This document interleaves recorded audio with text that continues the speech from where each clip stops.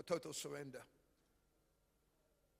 If we want anything in return, we're going to have to start tonight by giving all. I remember a few years ago, God said to me and my wife, give everything you have, I will bless you. Now, that time we stayed, I was working at Portsmouth Prison, I was on radio. We didn't have a church yet. We decided to empty our bank accounts. And then the Lord said to me, no, I know you don't have a lot of money in the bank. I know you're going to get your pension out next week. Give everything. Now, don't forget, we didn't have a house. Don't forget, we didn't have a house. Don't forget, my children, was driving in the bus, the school bus from the prison. We stayed in the prison department house. God said, I said, Lord, can I quickly tell you the truth? God said, there's nothing you can tell me that I don't know. You know how clever we become. Lord, there's a few things I need to share with you. Come on, God, I've resigned. I need a house. God said, I know. Everything you tell me, I know. And we decided to sow. I think I got out 125,000 rand. That was my pension. Can you believe it? 125,000 rand after working 16 years for correctional services. God said, give every single cent. We came to agreement. I said, babes, this is what God's saying. I didn't know where we were going to stay. We had a month left in the house. Both of us didn't work. She was working. I resigned. God called me into full-time ministry. I gave 124,000 rand, Pastor Paul, in 1 week, we sold it. I could have held on to it because I needed it. Don't forget, we have a month left in the house. Going to be out.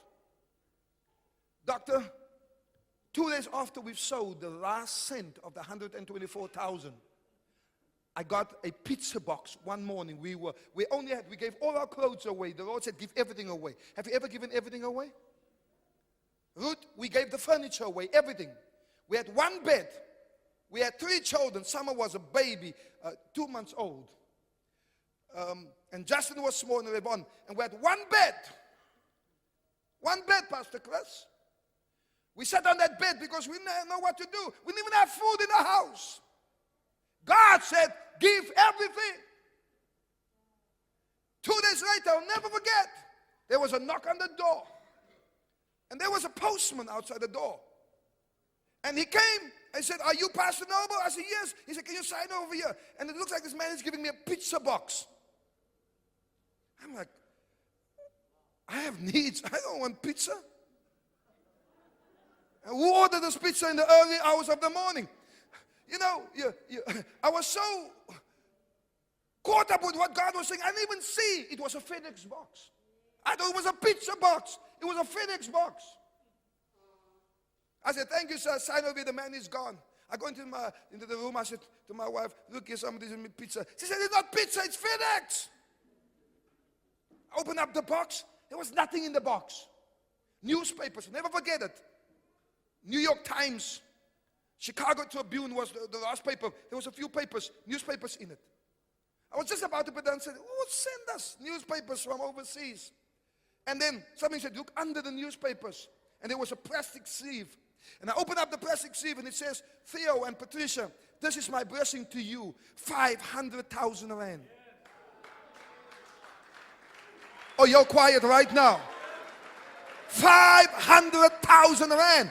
You trust God. I could have held on to 124,000 until I could give God 124,000. God could not give me the 500,000.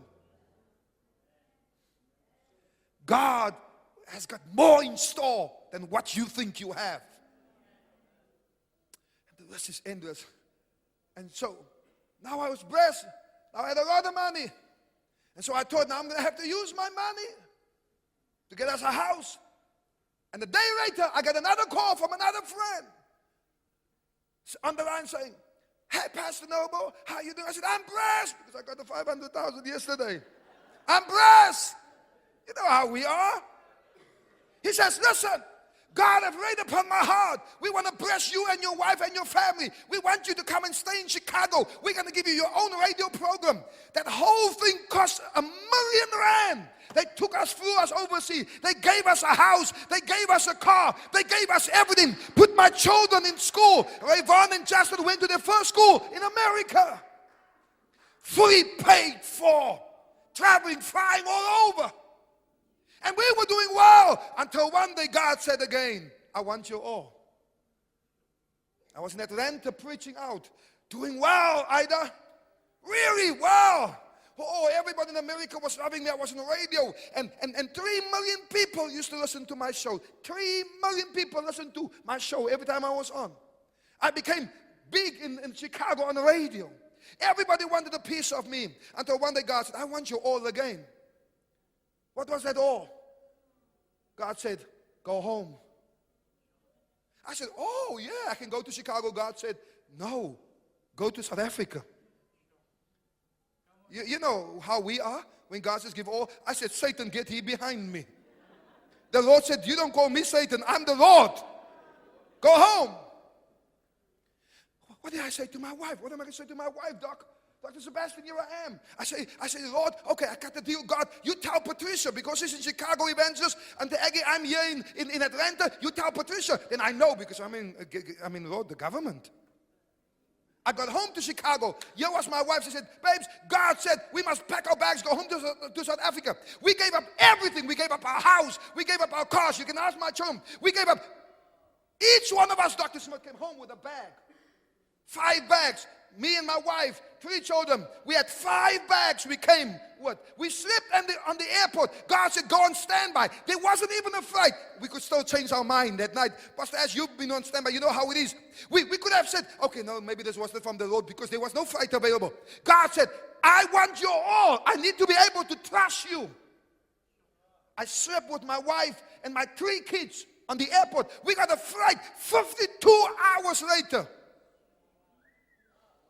There my house was waiting. There my car was waiting in Chicago. My clothes, everything was there. God said, I want you all. Long story short, we flew back, Pastor Chris. We went on standby. We flew back to South Africa.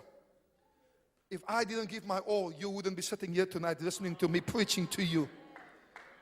This is the result, Dr. Sebastian.